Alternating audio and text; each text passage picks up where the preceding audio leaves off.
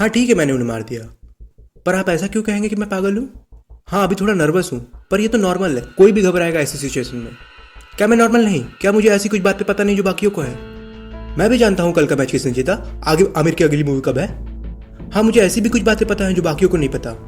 अंधेरी गहराइयों से तैर के बाहर आया हूँ। क्या इसलिए मैं पागल हूँ? उन्हें मारने का ख्याल न जाने मेरे मन में कब आया, पर हाँ एक बार सोचने के बाद उस ख्याल ने पूरी तरह से मेरे जहन में जगह बना ली थी। दिन रात सोचता तो बस यही, कब, कहाँ और कैसे करना है। मकसद कुछ भी नहीं था, कोई द्वेष भी नहीं था मेरे मन में। उनकी बहुत इज्जत भी करता था और प्यार भी बहुत था उनके लिए मेरे मन में। उन्होंने कभी कुछ गलत नहीं किया था मेरे साथ। ये मत समझिएगा कि पैसा है इसका कारण, ना नहीं। उनकी आँख, हाँ उनकी वही आँख, वो नीली आँखें, मानो एक झील की परत ने उसे चूम लिया हो। जब भी वो इनकी गिद्ध की आंखें मेरे ऊपर पड़ती, मानो रगों में खून रुक जाता था। और फिर मैंने फैसला कर लिया, बहुत सोच समझकर, समय लेकर, मैं उन्हें मार दूंगा। यही तो पॉइंट है। आप कह रहे हैं कि मैं पागल हूँ, पर कोई पागल इतना सोच समझकर इतनी बारीकी से ये काम नहीं करेगा जिस प्लान वे में मैंने इस काम को अंजाम दिया है। किसी पागल के बस की बात ही नहीं है वो। अगर आप उस समय मुझे देखे होते तो पता चलता कि किस तरह हर रात ठीक 12 बजे मैं उनके कमरे तक जाता, दरवाजे को धीरे से खोलता, और वो भी इतना ही जितना मैं अपना सर अंदर डाल सकूं, और फिर अपने सेल की टॉर्च को हाथ से कवर करके बस इतना ही लाइट डालता जिससे उनका चेहरा देख सकूं। पर 7 दिन तक मैं ये नहीं कर पाया, क्योंकि हर बार उनकी आंख बंद रहती थी और मेरी दुश्मनी तो उनकी शैतानी आंखों से थी ना। और हर सुबह फिर मैं उनसे ऐसे ही नॉर्मली बिहेव करता, मानो रात को कुछ हुआ ही ना हो, और उन्हें भी कोई शक नहीं होता।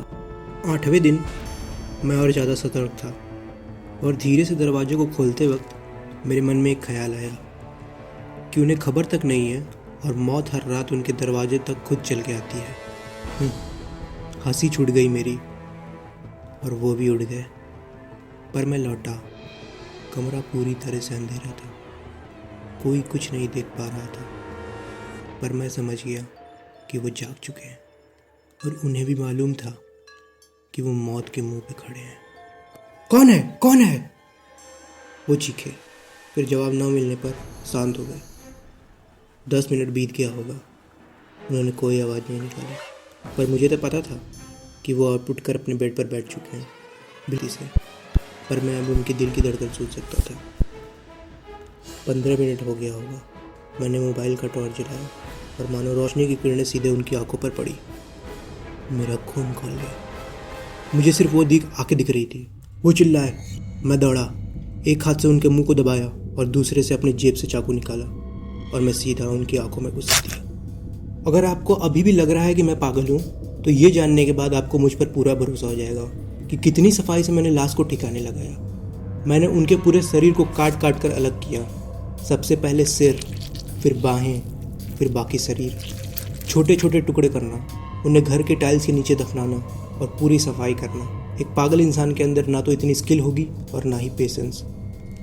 घड़ी में 4 बज गए थे। चारों ओर अंधेरा और सन्नाटा था जब मेरा काम खत्म हुआ, और सब करके जब मैं सोने ही जा रहा था तब डोरबेल बजी। 3 पुलिस वाले इस समय। पड़ोस में किसी ने चीख सुनी थी और वो बस तहकीकात करने आए थे।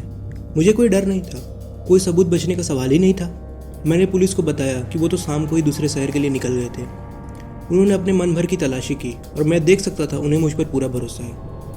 संतुष्टता होने के बाद भी वो डाइनिंग रूम में मेरे साथ इधर उधर की बातें करने लगे। काफ़ी समय हो गया। ये क्यों इतनी देर तक बात कर रहे हैं? क्या इन्हें पता चल गया? लेकिन ये कैसे हो सकता है? फिर अचानक से मुझे एक हल्की सी आवाज़ आई जो कि धीरे धीरे तेज हो गई। ये उनकी धड़कन की आवाज़ थी। क्या इन्हें नहीं सुनाई दे रही है? इन्हें अगर पता है कि मैं ही कातिल हूँ तो मुझे अरेस्ट क्यों नहीं कर लेते?